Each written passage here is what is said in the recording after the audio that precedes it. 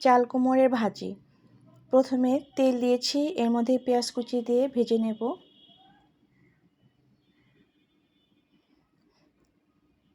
আর আগে থেকে চাল কুমড়ো কুচি করে কেটে নিয়েছিলাম, এখন এর মধ্যে দিয়ে দেব। তার সাথে দেব কিছু কাঁচামরিচ, হলুদের গুঁড়া, স্বাদ মতো লবণ। এখন ভালো করে মিশিয়ে নেব। ঢাকনা দিয়ে ঢেকে রেখে দেব। এখন ভালো করে জলটা শুকিয়ে নেব আর ঢেকে রাখবো না।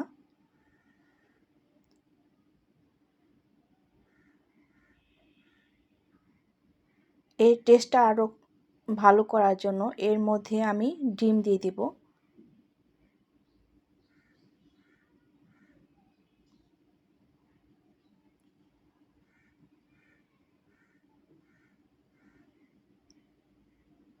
একটু জায়গা করে নিচ্ছি, এর মধ্যে দিয়ে দিব। আপনারা চাইলে আলাদা ভেজে দিতে পারেন। আমি যেহেতু আর তেল দেব না, এর মধ্যেই দিয়ে আমি ভেজে নেব।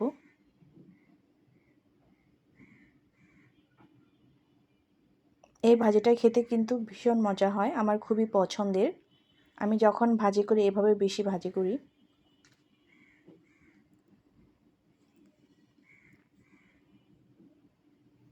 যেহেতু আমি তেল দিইনি তাই জালটা আমি কমেই রেখেছি, যাতে করে ডিমটা পুড়ে না যায়।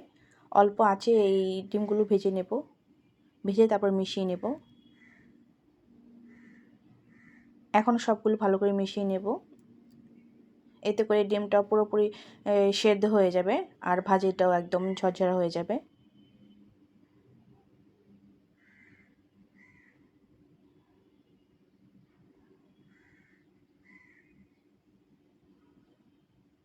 ভাজিটা প্রায় হয়ে এসেছে।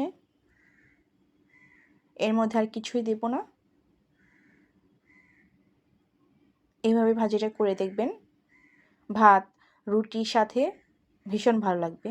এখন নামিয়ে নেব।